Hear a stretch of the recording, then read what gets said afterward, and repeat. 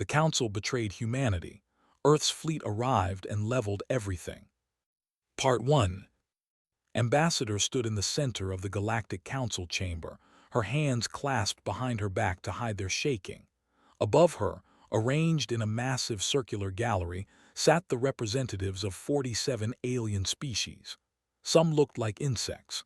Others resembled nothing Earth had ever produced. A few could have passed for human in the dark, but not in the light. Never in the light. She had been speaking for 20 minutes. Her throat was dry. The swarm has destroyed 12 human colonies in the past 4 months, she said, her voice steady despite everything. Over 3 million civilians are dead.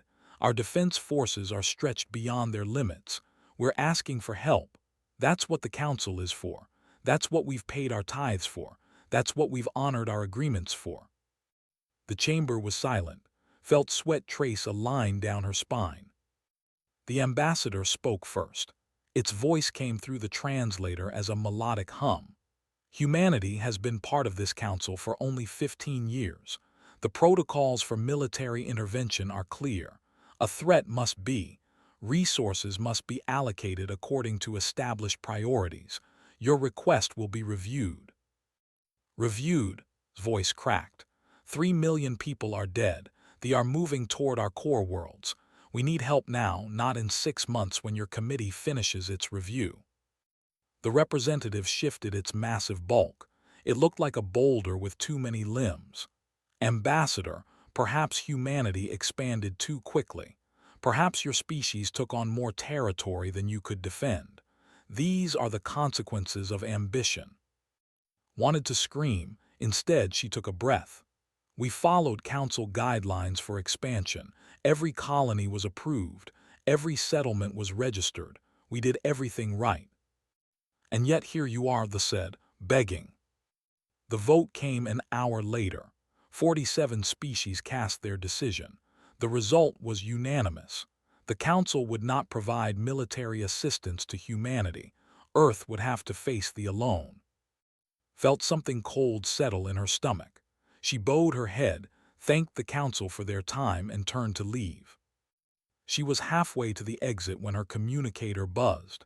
It was Commander Hayes from her ship, the diplomatic vessel Olive Branch. His voice was urgent. Ambassador, we've intercepted a transmission. You need to see this. Now. I'm on my way, she said quietly. The council chamber doors sealed behind her, with a sound like a coffin closing. On the ship, Hayes met her in the communications room.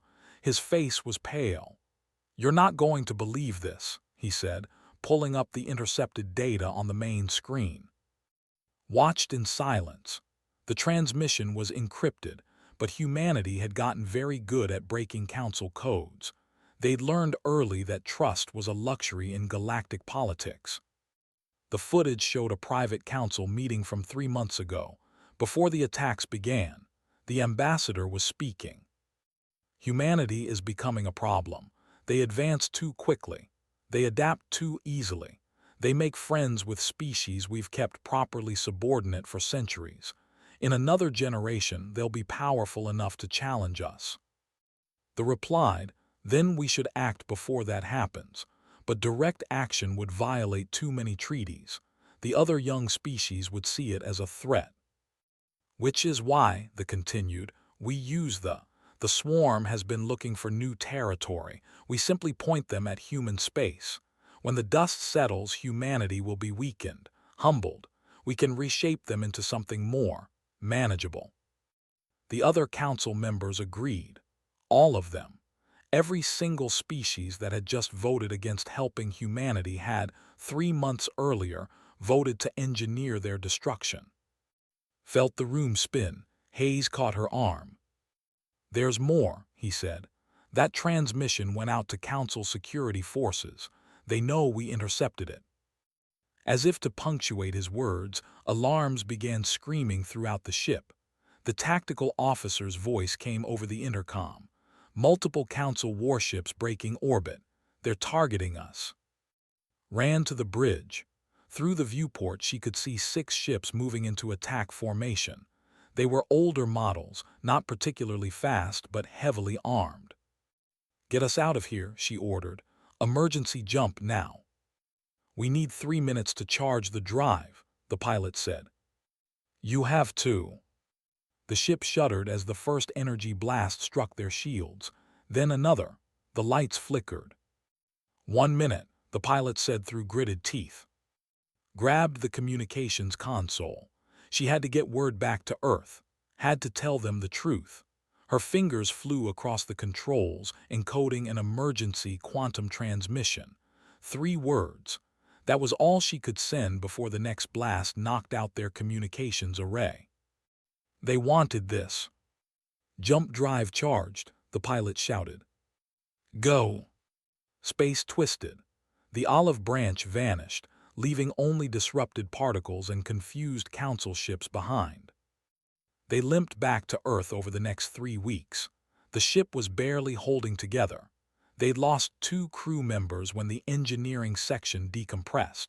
Spent most of the journey in her quarters, staring at the footage of the council meeting, watching it over and over. When they finally reached Sol system, she was surprised to find a military escort waiting for them. They were taken directly to Geneva, to the United Earth Government headquarters. The Prime Minister met her personally, was a small woman with iron in her eyes. She didn't waste time with pleasantries. "We received your message," she said. 3 words was enough. "We've been preparing since it arrived." "Preparing for what?" asked. "For war," replied simply. "Come with me." She led deep into the facility, down elevators that seemed to descend forever, through security checkpoints that scanned everything from DNA to brain patterns. Finally, they emerged into a command center that had never seen before. Dozens of officers worked at stations displaying information that made no sense to her. "What is this?" whispered. "This is what humanity has really been doing for the past 15 years, said. "Did you really think we trusted the Council? That we believed their smiles and their promises? Ambassador, we've been preparing for betrayal since the day we met our first alien. We just hoped we were wrong." She gestured to a massive display showing the Sol system, except it didn't look like the Sol system knew. There were structures everywhere. Shipyards, defense platforms, facilities she couldn't even identify. "We've been building," continued, "in the asteroid belt in the belt on the dark side of every moon and planet. We've been reverse engineering every piece of technology we could get our hands on, improving it, weaponizing it. The ships we showed the Council were our diplomatic fleet. This," she highlighted a section of the display, "this is our war fleet." Stared at the numbers. 3,000 ships, 3,000 warships, each one larger and more advanced than anything humanity had shown the galaxy. How she managed. "Humanity has been fighting wars for 10,000 years, Ambassador. We know deception. We know strategy. The Council thought we were naive children. We let them think that. While they congratulated themselves on their superiority, we built the means to burn their civilization to ashes if they ever turned on us." Pulled up another display. It showed the attacks, the destroyed colonies, the casualty figures. 3 million dead, she said softly. Men, women, children. All because the Council decided we were growing too powerful.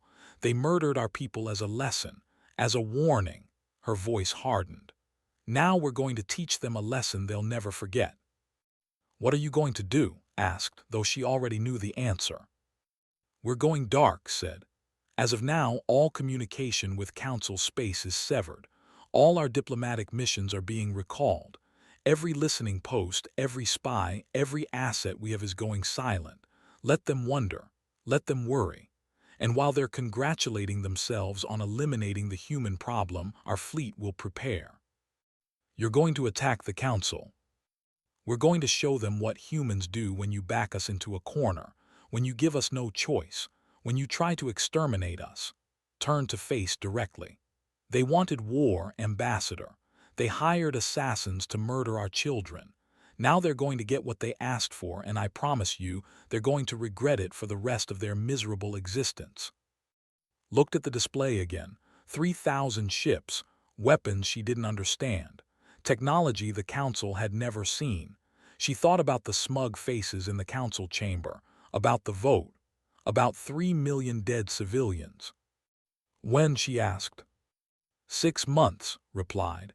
We need time to finish preparations, to recall our people, to make sure our defenses at home are secure.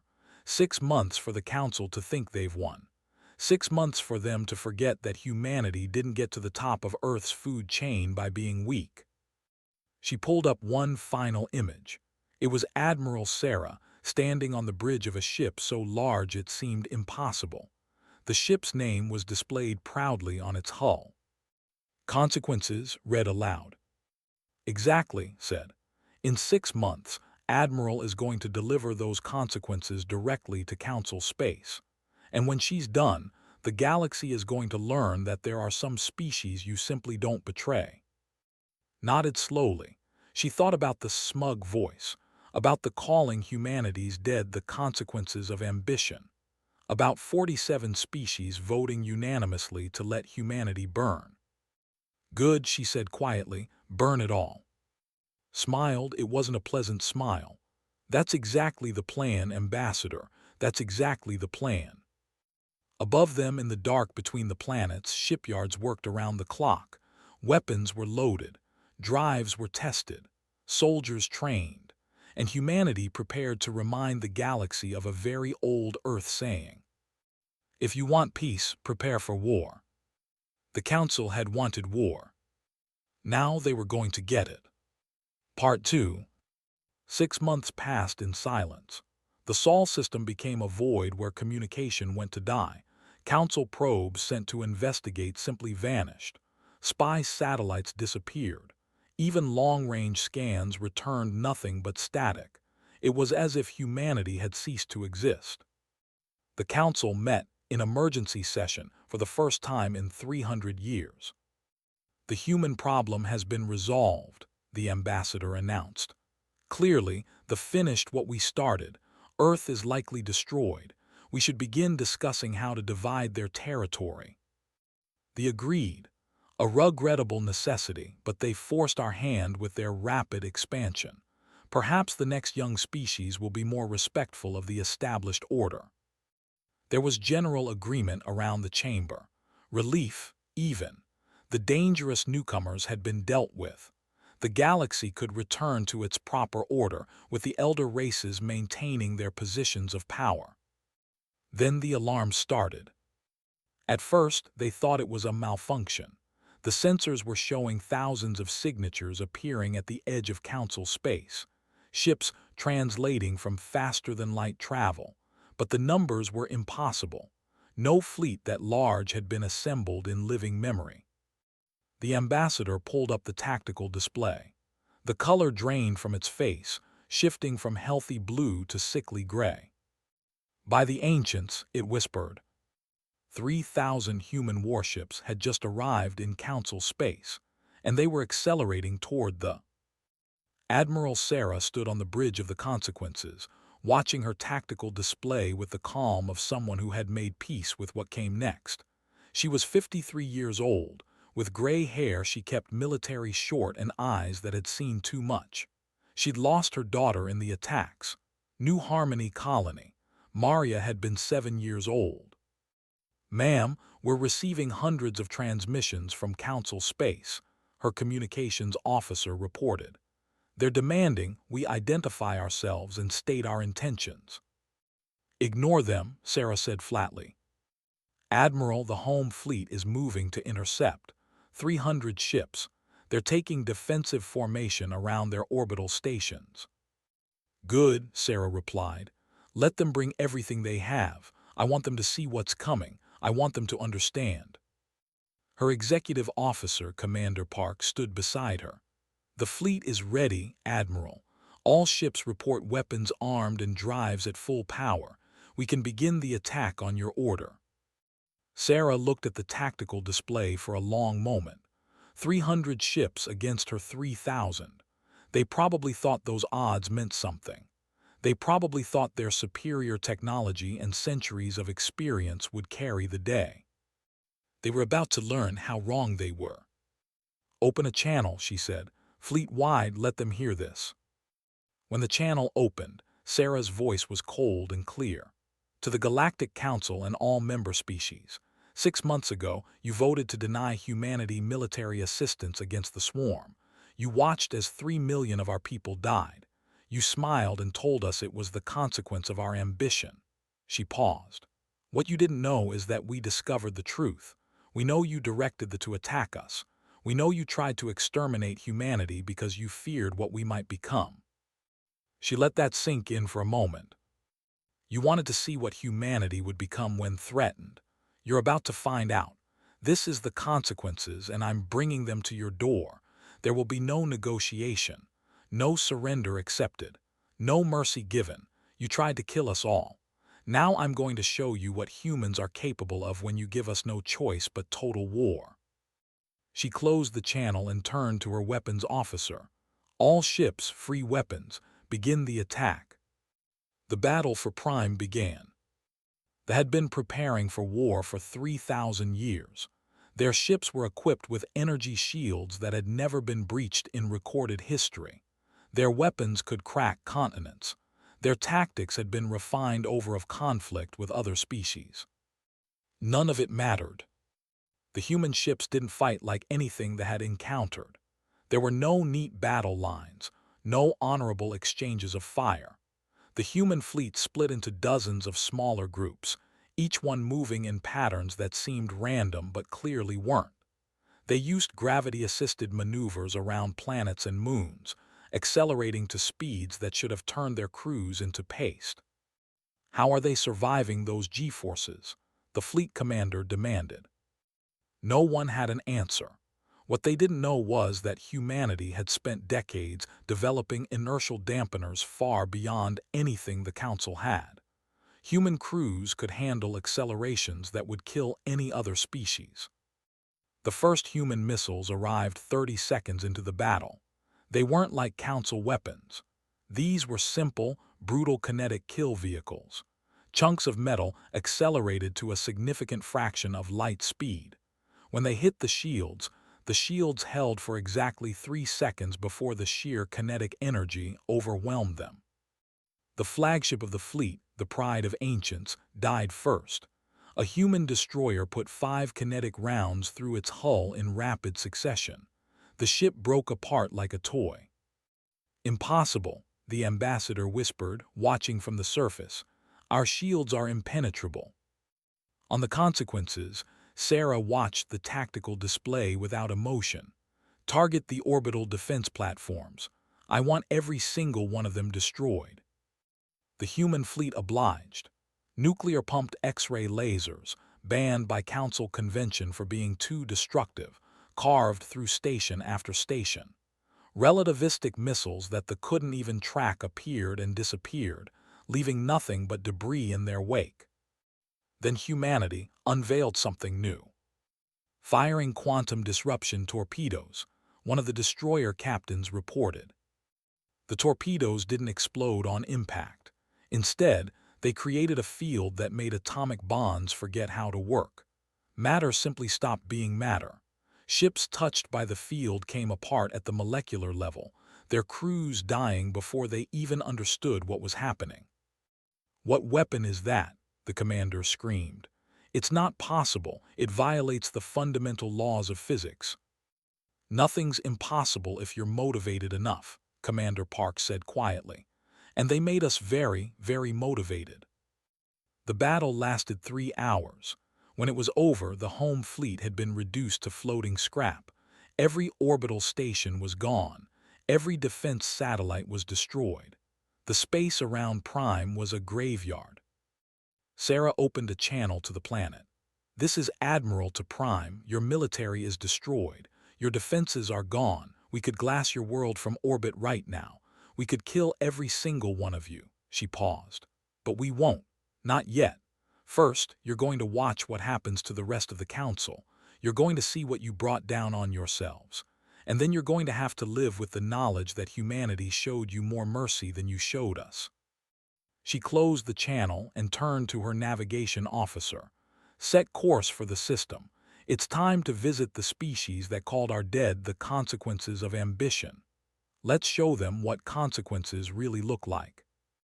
The human fleet jumped away, leaving them to stare at the ruins of their once mighty defenses and understand, perhaps for the first time, that they had made a terrible mistake. They were ready when the human fleet arrived. They'd had days to prepare after watching the destruction of the forces. They'd called in reinforcements from their colonial fleets. They'd mobilized every defense they had. When the humans appeared, they faced nearly 1,000 dreadnoughts, each one a kilometer long and armed with weapons that had conquered a dozen species. They were confident. They'd been at the top of the galactic food chain for 5,000 years. They'd crushed rebellions and conquered empires. A few thousand human ships weren't going to change that. They were wrong. The human fleet didn't engage directly. Instead, they deployed fighters, thousands of small, fast craft that they initially dismissed as insignificant. These fighters carried something they had never seen before. Human pilots called them can-openers. Council species would later call them the most terrifying weapon in the human arsenal. The can-openers were mining lasers, repurposed and weaponized. They didn't try to overwhelm shields or armor with raw power. Instead, they cut, precisely, efficiently. The fighters swarmed the dreadnoughts like wolves around a mammoth, their lasers carving through armor plate, cutting through power conduits, slicing open reactor chambers. One dreadnought after another went dead in space, their crews trapped inside ships that had become their coffins. "Sir, they're not trying to destroy us," an officer reported in horror. "They're disabling us. They're leaving us alive to watch." The fleet commander understood then. This wasn't just about winning. This was about sending a message, about making sure everyone understood what happened when you crossed humanity. When the battle ended, 800 dreadnoughts floated dead in space. Not destroyed, not exploded, just stopped. And inside them, crews that would have to wait for rescue that might never come, sitting in the dark and thinking about the species they dismissed as weak. Sarah broadcast a message to the "You said our dead were the consequences of ambition. I want you to think about that while you watch your fleet die. I want you to imagine how those words sounded to the parents who lost children, to the families who lost everything. And I want you to understand that what's happening to you right now. This is the consequence of thinking you could exterminate a species without paying the price." The human fleet moved on. One by one, they visited the of every species that had voted to let humanity burn. They didn't land troops. They didn't occupy territory. They simply destroyed every military asset, every orbital station, every ship, every satellite that could be used to wage war. Some species tried to negotiate. Sarah refused all communication. Some species tried to flee. Human ships hunted them down. Some species tried to fight. Those ships joined the growing graveyard of council vessels floating dead in space. By the end of the second month, 47 species had been reduced to pre-capability. Their armies were gone. Their fleets were destroyed. Their ability to project power beyond their own atmosphere had been eliminated. And through it all, Sarah broadcast recordings of the council meeting where they'd planned humanity's destruction. She made sure every species in the galaxy saw it. She wanted everyone to know why this was happening. She wanted the truth to burn itself into galactic consciousness so deeply that it could never be forgotten. On the consequences, Commander Park found Sarah standing alone in the observation deck, staring out at the stars. "Admiral, we've received word from Earth," he said quietly. "The swarm has surrendered to our forces. It turns out the Council was holding their queen's breeding chambers hostage. When our Marines liberated them, they immediately ceased all hostile action." Sarah closed her eyes. "How many?" 300,000 combat forms. They're asking if they can join our assault on Council Prime." "Tell them yes," Sarah said. "They deserve their revenge too." Park hesitated. Admiral, are you all right? Sarah opened her eyes. They were red. I keep thinking about Maria, about all the children we lost, and I keep wondering if this makes it better or if I'm just adding more bodies to the pile. The council chose this, Park said firmly. They could have helped us. They could have been honest. They could have been decent. Instead, they chose genocide. What we're doing now, this isn't revenge. This is justice. Sarah turned to look at him. Justice doesn't bring Maria back, Commander. No, he agreed. But it might save the next Maria, the next species that the Council decides is growing too powerful. We're not just fighting for the dead, Admiral. We're fighting to make sure this never happens again. Sarah nodded slowly. Set course for Council Prime. It's time to finish this. The human fleet, now joined by 300,000 ships, jumped into the dark between the stars. Council Prime awaited. Part 3. Council Prime was not a planet. It was a space station the size of a small moon, built over thousands of years by the combined efforts of every species in the Council. It housed the central government, the Grand Archives, the Supreme Courts, and the homes of millions of civilians who had devoted their lives to galactic governance. It was also the most heavily defended location in known space. The station was protected by 6 massive shield generators, each one powered by a star held in a containment field. The combined energy output could have supplied power to entire sectors of the galaxy. Instead, it all went into a shield that Council scientists claimed was completely impenetrable. Around the station floated the remnants of every Council fleet that had survived the human assault. Over 5,000 ships from dozens of species, all that remained of the once mighty Council Armada. They'd gathered here for humanity's final assault, determined to make a stand. The ambassador, now leading what remained of the Council, broadcast a message to the approaching human fleet. Humanity, you have made your point. You have demonstrated your military capability. You have extracted vengeance for what was done to you, but this madness must end. Council Prime houses millions of civilians, scientists, artists, children. If you destroy this station, you will be committing the same atrocity you accuse us of. We are willing to negotiate a peace. We are willing to make reparations. Please end this before more innocent lives are lost. On the consequences, Sarah listened to the message in silence. Around her, the bridge crew waited for her response. Commander Park, she said finally, pull up the casualty reports from our colonies. Park obeyed, the screens filled with data. New Harmony Colony, Epsilon Station, Port Alexandria, name after name, number after number, 3 million dead. Now pull up the demographic data, Sarah continued. More numbers appeared. 42% of the casualties had been children under the age of 18. 16% had been under 5 years old. Sarah stood and walked to the communications console. She opened a channel to the Council.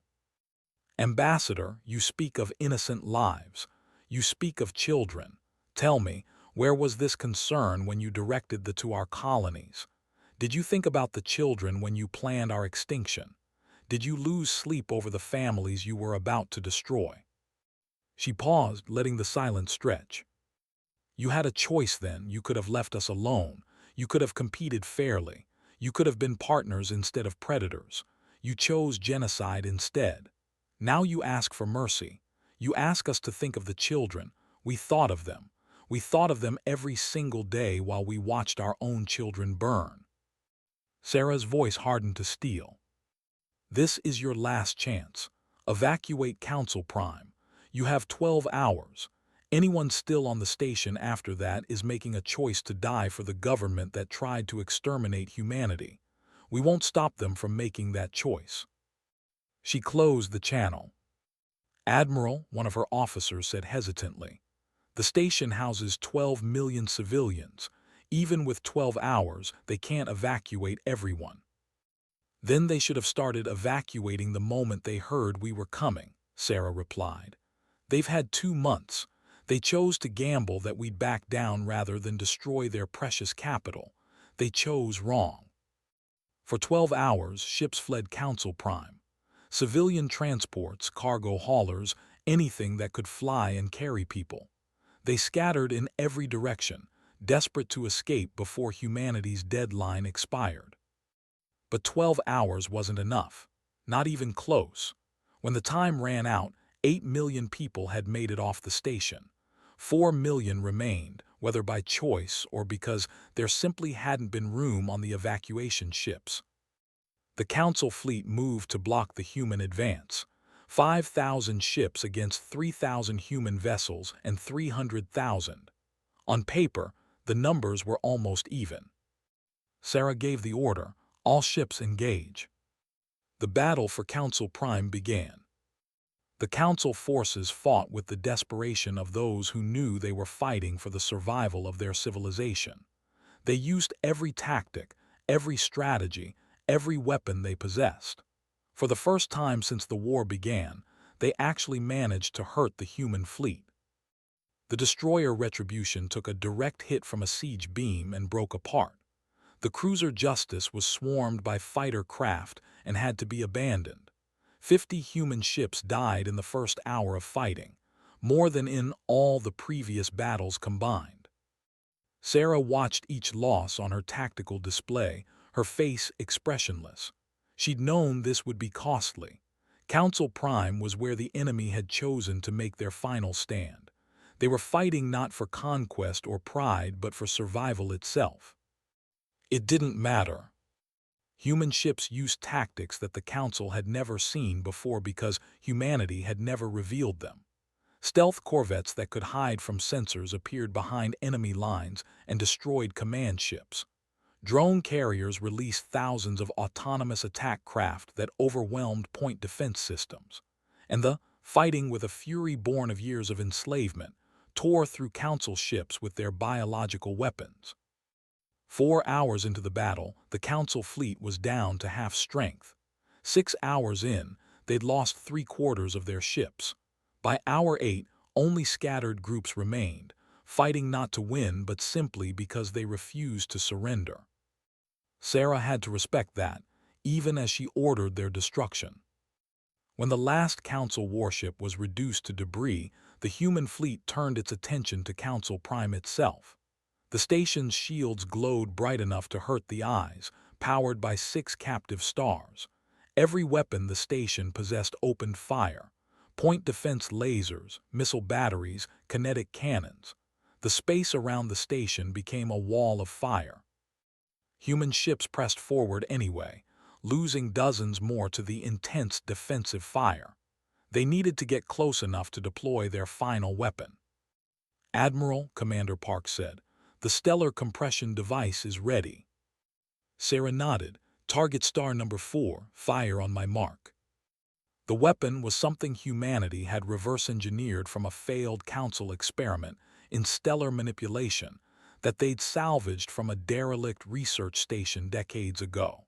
The Council had been trying to create portable power sources. Humanity had turned it into a weapon. "Mark," Sarah said quietly. The device fired. It didn't target the station. It targeted one of the 6 stars powering the shields. The star was small, a red dwarf that would have burned for trillions of years under normal circumstances. But there was nothing normal about what happened next. The stellar compression device created a field that dramatically increased the star's gravity, compressing its mass beyond the point where fusion could be sustained. The star collapsed in on itself, its core reaching temperatures that hadn't existed in the universe for billions of years. Then it exploded. The supernova was small by astronomical standards, but devastating at close range. The radiation wave expanded at the speed of light. It reached Council Prime 14 minutes later. The shields held for exactly 6 seconds. Then they failed, one after another, overloaded by more energy than they'd ever been designed to handle. The station itself lasted a few seconds longer, long enough for some people to understand what was happening, long enough for final thoughts, final prayers, final screams. Then Council Prime, and the 4 million souls still aboard ceased to exist. The human fleet jumped away before the radiation reached them, leaving behind nothing but an expanding cloud of gas and the broken dreams of a galactic government that had stood for 10,000 years. 3 months later, Admiral Sarah stood in front of the United Earth Government Assembly. She was giving her final report on the campaign. The war was over. 47 species had been reduced to shadows of their former power. The Council no longer existed. Humanity stood alone at the top of the galactic hierarchy. Our casualties were acceptable, Sarah reported, her voice flat. We lost 312 ships and approximately 42,000 personnel. Enemy casualties are estimated at over 2 billion military personnel and 4.3 million civilians, mostly on Council Prime. Prime Minister studied Sarah carefully, and the swarm has sworn allegiance to Earth. They consider us liberators. They've offered to serve as our auxiliary fleet in exchange for continued protection of their queen's breeding chambers. And the Council species, the ones we left alive. Sarah pulled up a display. It showed the galaxy, with each council marked. Their military capability has been eliminated. It will take them generations to rebuild what we destroyed. They no longer pose a threat to humanity or anyone else. Nodded slowly. The evidence of the Council's betrayal has been broadcast to every species in the galaxy. Most of the minor species are celebrating. They see us as liberators who broke the Council's stranglehold on galactic politics. Some liberators, Sarah said bitterly. We killed billions. They tried to kill billions of us first, replied. Admiral, I know this has been difficult. I know you've had to make choices that will haunt you, but you did what needed to be done. You saved humanity. Sarah closed her eyes. She saw Maria's face. 7 years old, laughing at something Sarah couldn't remember anymore. Then she saw the faces of all the others, the 4 million on Council Prime, the billions of soldiers who died defending there, all the people who'd paid the price for their leaders' decisions. Permission to resign my commission, ma'am, Sarah said. Shook her head. We're not done yet, Admiral. You still have work to do. Sarah opened her eyes. What work? The war is over. The war is over, agreed. Now we have to build the peace.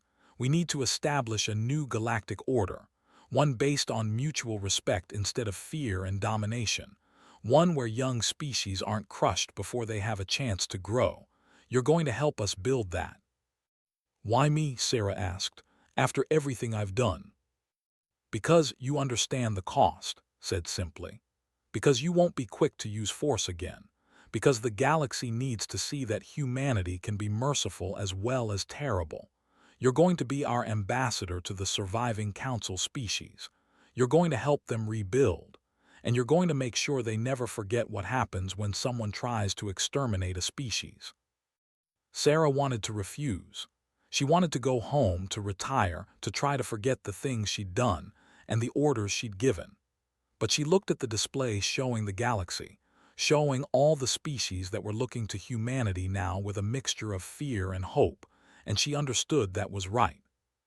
The war was over. The hard part was just beginning. Yes, ma'am, she said finally. 6 months after the destruction of Council Prime, Sarah stood on the surface of Prime. The planet was recovering slowly from the devastation of the battle in orbit. Debris continued to rain down from the destroyed fleet and stations, burning up in the atmosphere like shooting stars. The ambassador met her at the landing site. It looked older than Sarah remembered, its skin a dull gray instead of the vibrant blue it had once been. Admiral, it said through a translator, we did not expect to see you again after everything. I'm not Admiral anymore, Sarah replied. Just ambassador now. I'm here to discuss reconstruction assistance. The eyes widened. You're offering to help us rebuild. On certain conditions, Sarah said. You will never rebuild your military to previous levels. You will never again conspire to harm or manipulate another species. You will open your record so we can identify everyone who was involved in planning humanity's extinction, and they will face justice. And you will help us build a new system, one where young species are partners instead of prey. And if we refuse? Sarah's expression hardened. Then we leave and you rebuild on your own. But I promise you, the next time you threaten humanity or any other species, we won't show the mercy we showed this time. We won't give 12 hours notice. We won't leave survivors. We'll simply end you and the galaxy will thank us for it. There was silence for a long moment.